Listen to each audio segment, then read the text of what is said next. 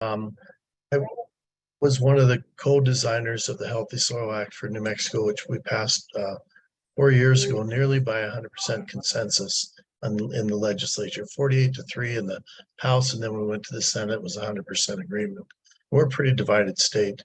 I just had to show you one thing I was thinking about. You could do this too.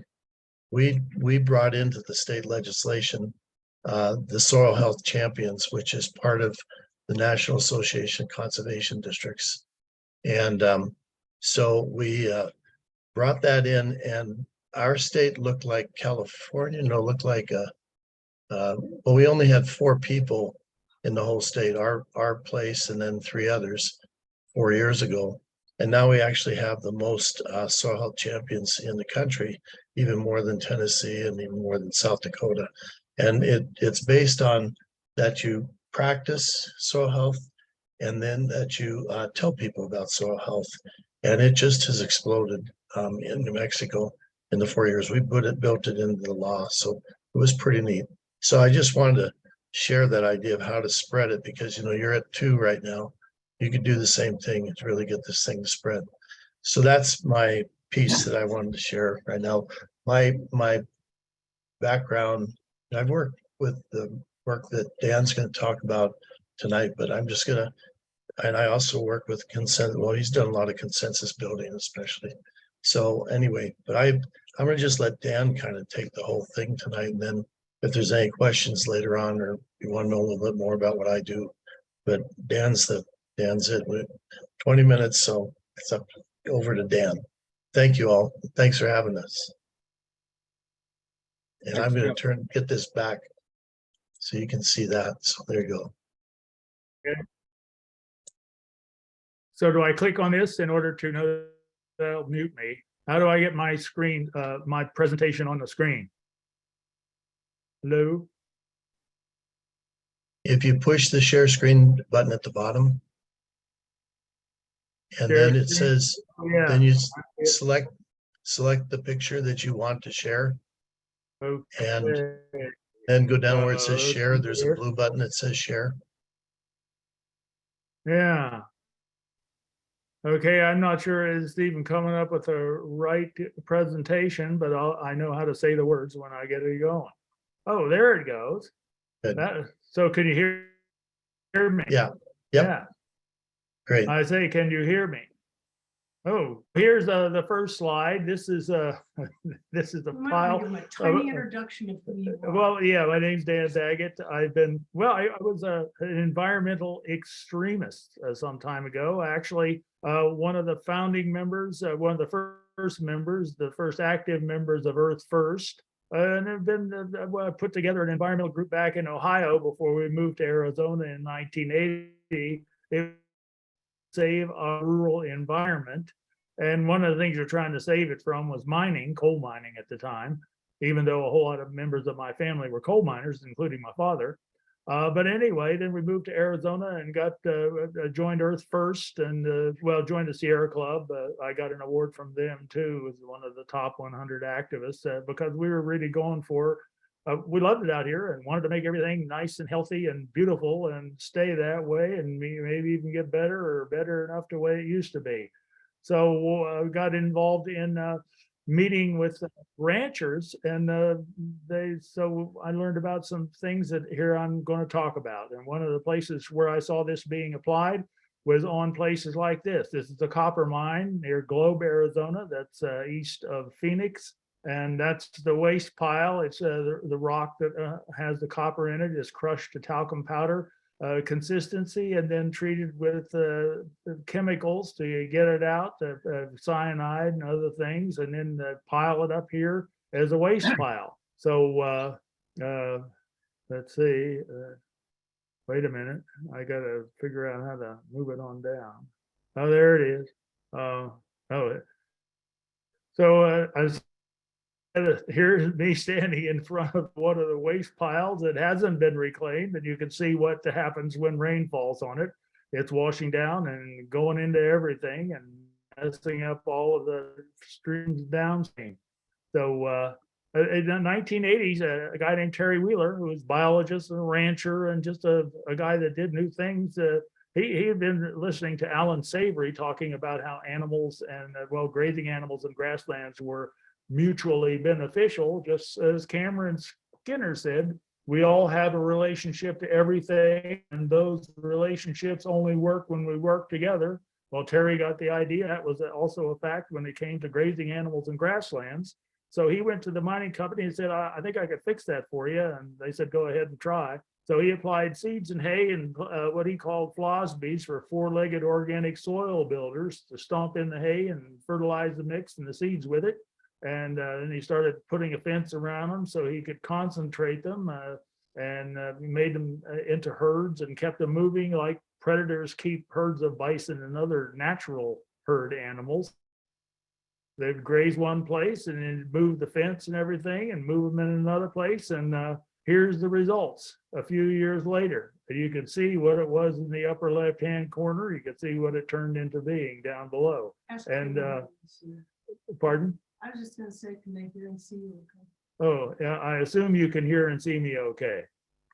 So I'll just keep going. Then Nobody. here is, I know. But yeah, I see that they're all look like they're listening. So here's the same place, and the one thing about grasslands and the relationship between grazing animals and grasslands, when it's a beneficial relationship, it has to be sustained in other words, you got to bring them back every now and then, which Terry Wheeler did with those areas he restored on the mining place. And well, one of the things that's interesting about all this is the mine tailings were pretty much white in most places. And the geologist rule of thumb is it takes 1,000 years to make an inch of soil. And here's 12 inches of nice brown soil. It was created by the cattle in a fairly short amount of time as they pumped carbon into the tailings. So here's some nearby untreated mine tailings. That was in 2021. I've got some. Can just saying, but this is the most recent pictures in this slideshow. And there is the treated area the same day next door. Here's a little comparison where you can see both the cow treated area and the untreated area in the background. Well, that was nice and well done and amazing and eye-opening. And luckily, if you got to open your eyes more than once, be able to see well. So here's another example. This is the gold mine in central Nevada that had been restored. And you can see how well the restoration worked. They planted seeds, seeded it with, let's see, my interact connection is unsafe. Well, I hope it's not safe, unstable. Anyway, Tony and Jerry Tipton went in and they applied the same method that Terry was using down there on those mine tailings on these mine wastes. And there's Jerry Tipton with her cows. And after they put seeds and hay on it, they're stomping it in. And you can see it was a pretty big job. And here it is 8 months later, that same devastated area. And there is standing in 1 year later. So, I mean, when you can have success like this with a method that is actually fairly easy, it's just sensible. The big question is, why aren't we doing a whole lot more of it? And in order to try to do a whole lot more of it and make that point, I worked with Norm Lowe and some other fellows up in near my hometown of Flagstaff, Arizona, where I'd been active as an environmentalist for quite some time. And we went there was this gravel mine on the way out to Lake Powell and the Grand Canyon that we would drive by and look at this big hole in the ground, and nothing was much happening to it. And so we went to the Forest Service and said, hey, I think we can fix that for you. And they said, go ahead and try. And they didn't think it would work either. Well, they had to smooth it off a little bit because there were cliffs in it that cows would die if they fell off of. So they smoothed it down like that. And then we went in and there's another photo of it so you can get an idea. It was 88 acres. And that's the San Francisco Peaks. It's right by Flagstaff there in the background. And so here's Norm Lowe, the guy I was working with and partner. He's spreading native plant seeds because they said, yeah, we don't want you to get weeds growing out there. We want native plants. So native grass seeds is what he was spreading. And then we put the we put mulch on it to give our workers some reward and some incentive.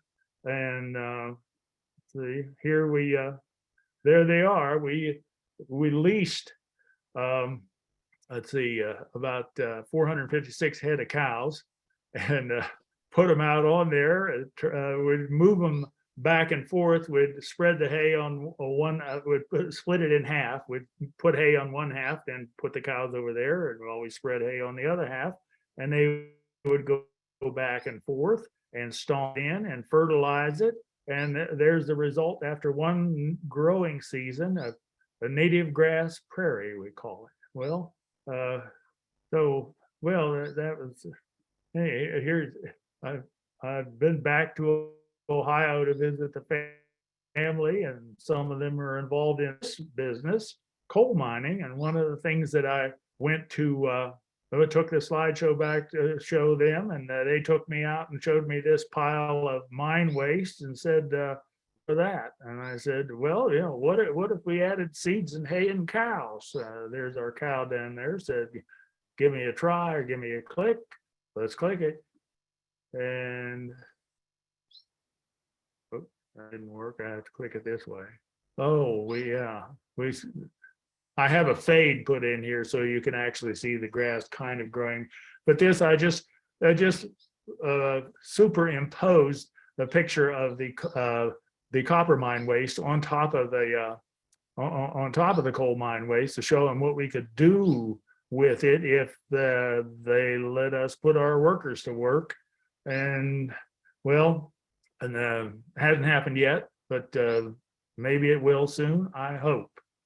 Other than that, I've got lots of photos of this kind of restoration on other areas, like places that have burned, or places that have been over rested or undergrazed, where they've taken off the natural interaction in the grazing grasses and grass-like plants interaction, back and forth relationship.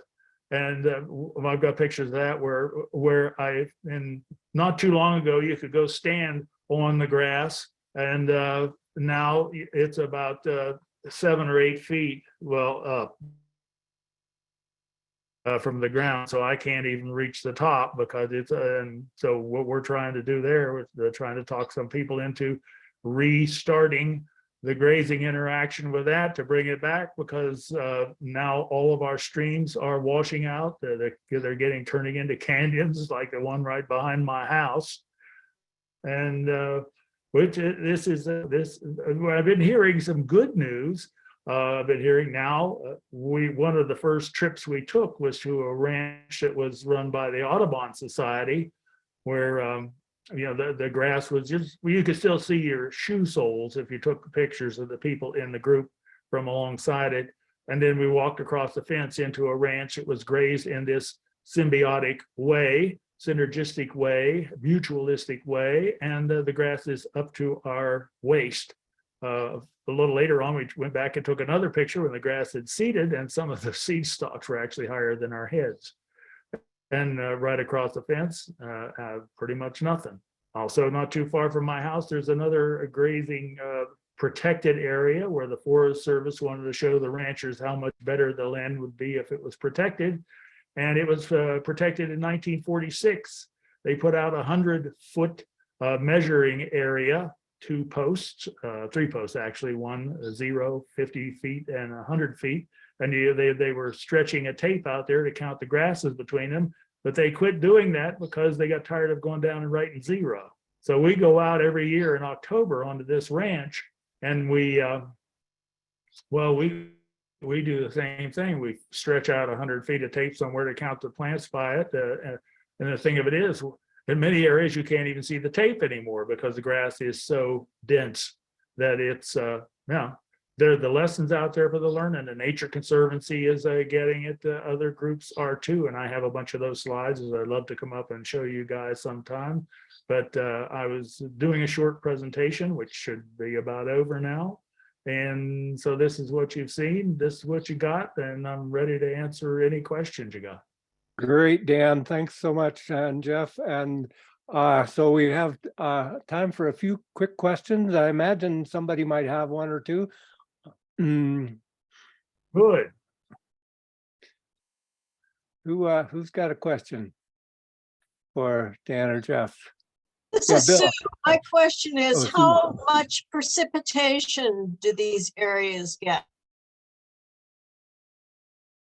Well, some of them are, I don't have that measurement in my brain right now, my mind for you, but you know, Arizona is a pretty dry state, and some of the areas doing some of this it's quite dry. Globe is not too far from Phoenix, and you know, Phoenix is pretty much out in this the desert. It's up a little higher, gets a little more, but the rain is pretty sparse in these areas. And the thing of it is, it rains the same on the protected side of the fence as it does on the side of the fence that has the grass growing on it. Other questions? Yeah, great. Bill, you had one. Hi, Dan. You were, I think, on our ranch a long time ago. You wrote a book about a bunch of people. Yeah, I wrote I don't know if you 2 remember books, that. Gardeners of Eden and Yeah. Beyond the Rangeland. Yeah. I think we were one of the players in that Gardens of Eden. So it's great seeing your face again. And great to see you're still doing great work. So it sounds like with this last thing about Ohio that obviously you're having great success, and we heard an earlier thing down in Mexico where people had great success. And even I was talking to someone at Spring Creek Mine here in Montana, and they seem to be that they were actually doing some of this. So do you see this becoming, I mean, do you see still some resistance of some of these mines doing this, or are they just open arms like, boy, this is going great, and it's all the engineers are seeing it and they're inviting you guys? Lack of knowledge. It is, well, there are, you know, as I say, now you can get support from environmental groups to do some of this. But, you know, at the same time, there are so many areas where doing this would have a huge benefit. Well, one of the things.